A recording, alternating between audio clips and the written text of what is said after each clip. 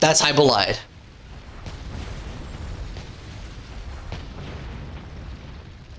We can go Sorcerer, you sold me. Hell yeah. Join the Sorcerer gang. Have your pick come again soon. Alright. You're interested in getting this. I just don't know yet. Well, I'll be honest. This is a 7 out of 10 game. This is an old school 7 out of 10 game. Which means it's not a bad game. Nowadays, like most games are given like 8, 9, 10 scores. But this one is the definitive best 7 out of 10 of game. It does enough to make you really happy, but it also has problems that might make you very annoyed. However, if you push through, you might love it. Can decide which vocation to change my class into Sorcerer or Magic Archer. Well, first of all, both are fun. I never played Magic Archer, but I have a friend that plays Magic Archer every time. And I can show you some Sorcerer skills that might actually, just so you can see if you want to be doing this type of stuff, or if you want to do, you know, the Magic Archer stuff. But whichever you choose, you can always change again. You know how people are like, oh, you have to min-max the stats? Yeah, no worries. Let me just switch to a more inciting spell than High Necromancy. Usually people are like, oh, what are the classes I can be like an assassin? I'll show you the classes. So usually people say, oh, for you to have an effective Magic Archer, you need to play Mage until level 10, and then once you're able to, you switch to Sorcerer, and then you play Sorcerer until level 200. You don't need to do that. You don't need, because every time you level up a class, you gain stats. Oh, not a class. You level up your character. You gain stats based on what your character is. And people are like, oh, you have to play as much Sorcerer as possible so your Magic Archer can have as much magic as possible. But I'll be honest with you, the difference is so tiny. It's so tiny, it doesn't even matter. Like when you're high level in this game, you're already gonna be one-shotting everything. Like there's a video that a guy made that to end like this disputes, where he like tested 3 different like Magic Archer. No, I think it was assassin builds, and I think he did one with Magic Archer too, where he did 3 different builds for each one, and he tested the differences, and like one of them required him eating a single like mushroom because he didn't have enough stamina to kill the thing, and that was the only difference in like the damage. It's like it doesn't really matter. So whichever you want to play, if you want to play Sorcerer for like 100 levels and then you want to switch to Magic Archer later for like the rest, you can do it. So it's totally fine. So let me show you. Oh, you got hit with the ads? What do you miss? What do you miss? Let me show you the Sorcerer skills that I promised. So, Sorcerer, besides getting like augments, they are like your passive skills. You already know that probably. You get access to stuff like High Lassitude, which grants like a slow to the enemy. High Execute, that basically is an instant skill. Like, you know the Maker's Fingers arrow? It's basically this, but it only costs stamina. But depending on how strong the enemy is, the more it takes to cast. And like you cast it, and you like your character does like a little dance, and during that timer, like the enemy gets a timer. During that, you lose stamina, so you have to like eat stuff, and you have to be protected, right, or else you die because the enemy will attack you.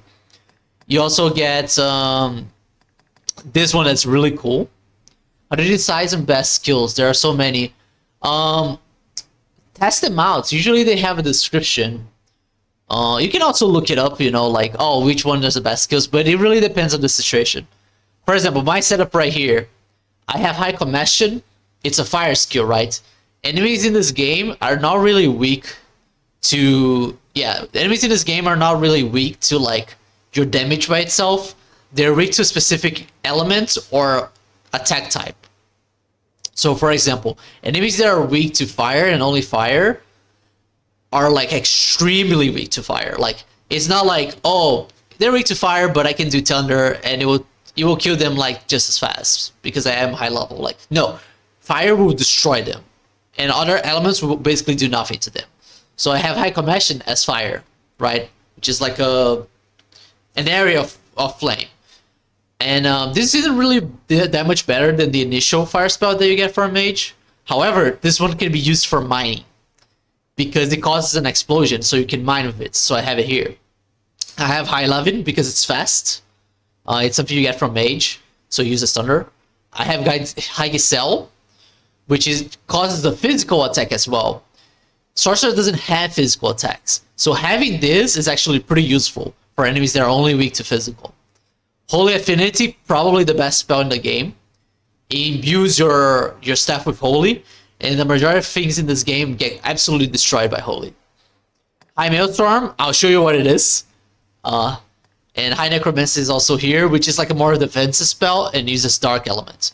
So I'll show you the more exciting ones, and if you look at these and you're like, those really don't do it for me, then you can totally play Magic Archer. What will it be? If you're like, nah, then Magic Archer all the way. Alright. Man, it'd be nice if there was a Griffin here for me to test it on him. Okay, so High Commission is this. It's pretty sick. We have High Giselle, which creates this ice spikes. Does a physical damage as well. Yeah, High Giselle is freaking awesome looking. Alright, I think there's some bandits over there.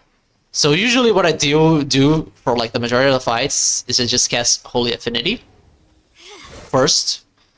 And then if the enemy is like in a range and I can attack them without them seeing me, I come in with either High Maelstrom or High Bolide. Check this out. That was wasting time. Holy is good everywhere in the game.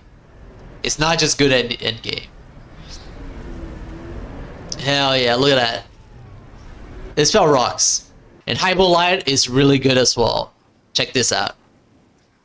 This one, have you fought a Chimera yet? What is this mage? This is a Sorcerer. Mage doesn't get access to these spells.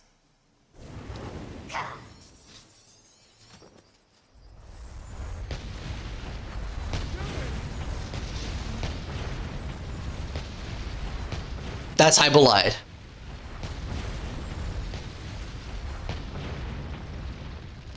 Become great Sorcerer, you sold me. Hell yeah. Join the Sorcerer gang. And some dangerous stuff, hell yeah. It's crazy. It does a lot of damage. In fact, I'll be using this pretty soon in a fight that I'm going right now to. Can you show me some assassin? I'm interested in that class.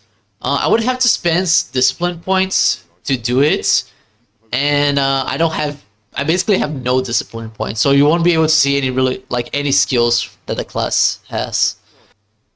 Will be your first RPG? Damn, that's awesome. I think this is a weird choice because this is not like a normal RPG. It kind of breaks like the regular things that RPGs does or do. I hope you enjoy it actually, because you have a different perspective of other RPGs. Is it ever useful to change my pawn's location? She's a striver, but not sure if I should change her lol. Well, you don't have to at any point. In fact, you can beat this game without a pawn. You can make her a ranger if you'd rather have her more like ranged attacks. And since you're going sorcerer, having a ranger is actually really good because you fight like metal golems, and metal golems will have like these things that like you can only break with physical attacks. And if she's a ranger, she'll shoot those things for you, and the metal golem will be dead. You know. I feel like here, God. Thanks, Renton. I'm here to help. I'm definitely not the best at this game. I'm still learning. Like I said, it's my first time trying to complete it. I played the original before the Dark Arisen version on the PS3, and I played Warrior, and I wasn't really having a fun time because Warrior only has three skills. Not yet. So I know I'm probably not gonna come back to this game if I buy 2. So I'm forcing myself to play this. You know, I'm delaying my gratification of buying Chu. So is the assassin stealth-like? I wouldn't say so. I think he might have an ability that makes him invisible, but he only gets invisible to enemies. So he gets access to like regular swords, like one-handed swords. Like you can see my mouse right here. That's assassin right there. He can use shields, daggers, swords, and bows, right? He cannot use the Mystic Knight's bow shield, and he cannot use great swords, and he cannot use any type of magic. But what's really interesting is that he has that versatility, right? And he gets access to all the skills that those weapons have.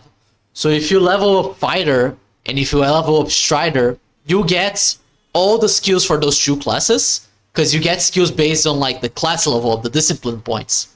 And then you can level up assassin and get all the skills available for those weapons, except for the specialization skills like the ranger skills. To make it more visible, I'll show you with like with mage. So for example, these skills are mage skills. Like these 6 skills, they can be shared with the sorcerer skills. And some of these augments are also mage augments. So you can get augments from any class, as long as you like level up their discipline, which is those little ranks here. So Butts went with fighter, and then he went with warrior, and he got the discipline points, and he got the not discipline points. He did get discipline points, but he got the augments for fighter as well. The only thing I'm really missing here that sorcerer can't do, that mage can do, is mage gets access to like a triangle physical attack. He gets access to a heal. That's pretty good actually. He gets access to a spell called Shrapnel. That's like its big damage spell. It's not as flashy, but it's really good still. But you know, I love how flashy sorcerer is, so I would decided to go with it. If I had like a different pawn, like because I'm doing like references to Berserk. If I had like a Farnese pawn, I would have her as mage. But I totally find the way it is.